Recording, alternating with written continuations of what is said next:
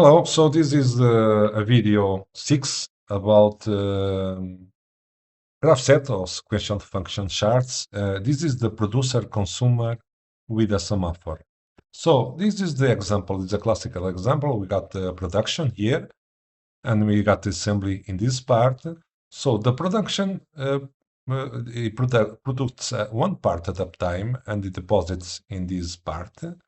And so the assembly goes and picks the part from the deposit, so they cannot both assess the deposit at the same time, the production and the assembly. So this is a kind of shared resources. And we are going to assume that the maximum number of parts that we can put in this deposit are 20 parts. Okay, so we can represent the PLC.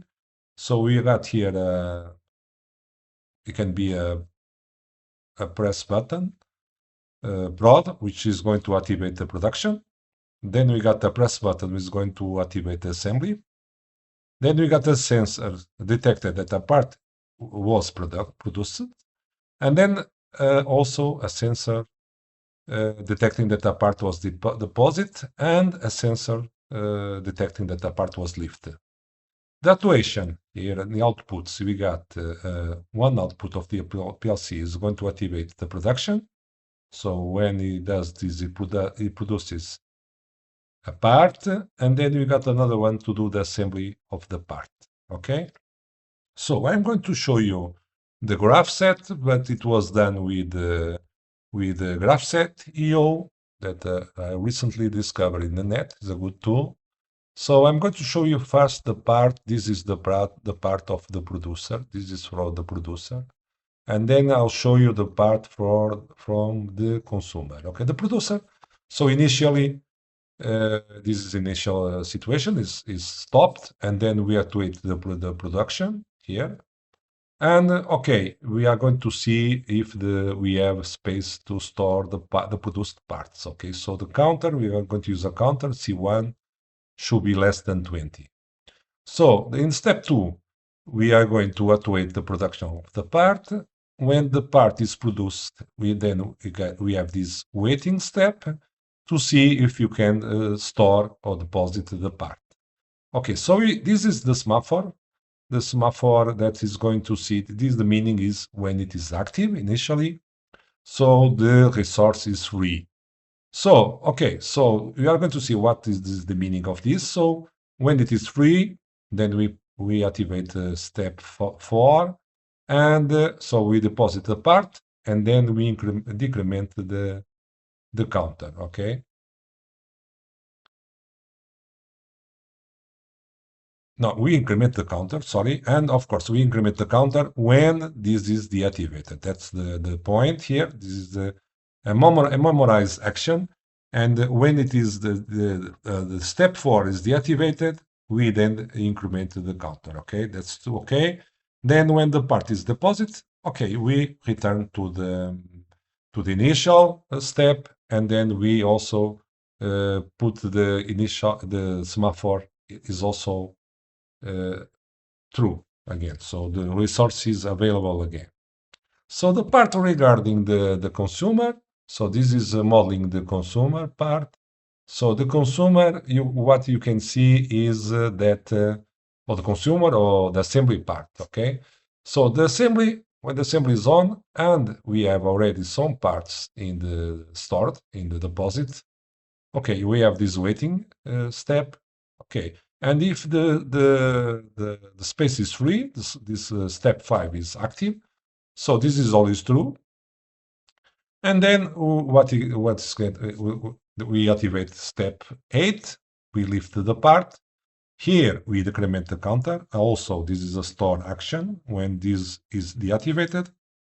And when the part is lifted, then we activate step 9.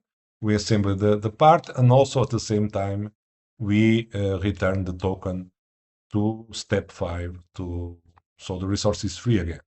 So if the part is assembled, this sensor is true, and we go back again to the initial step. So the full graph set is this one, as you can see. So this is the the initial step that we call semaphore, that is going to activate both, is going to control who gets access to the shared part to the deposit, okay, if it is the production or the assembly, okay. So you can analyze this better. Of course, this is not the only solution. You can have another one or different ones, but I'm going to try to now simulate this in the Grafcet IO. You can see here. So this is the editor that I'm going to change to the simulation part. So he asks you, select initial step. Okay, I'm going to start with 1. I don't understand this because I want all of these, the 1, the 5, and 7 to be activated. So what I do, I do the reset, and they are 1, 5, and 6. They are okay activated. That's what I want. I don't understand this 20, to be honest with you, but okay. So we are going to activate the prod. Okay, so the prod is activated. So we are now in step 2, producing a part. Okay, when the part is produced, I'm going to press now the part produced here. And now you can see that step 3 was activated, and why? Because of step 5 was activated, so we can use a deposit the part. That's what we're doing here. We are doing the deposit of the part. And when this is done, when this is deactivated, when the part is deposited, this one is going to trigger this the transition. So the part is deposited. So it returns to the initial step, and also the token was the return to the step 5. So now we got already one part in the deposit. So if you press in the assembly, is going to proceed to step 7. And because this is a true, always true function here, is going to trigger this transition. So I'm going to press on the assembly. As you can see, now it's in step 8, active, lift the part, and when the part is lifted, which is in this point here, is going to part for the assembly and return also again the token to step 5.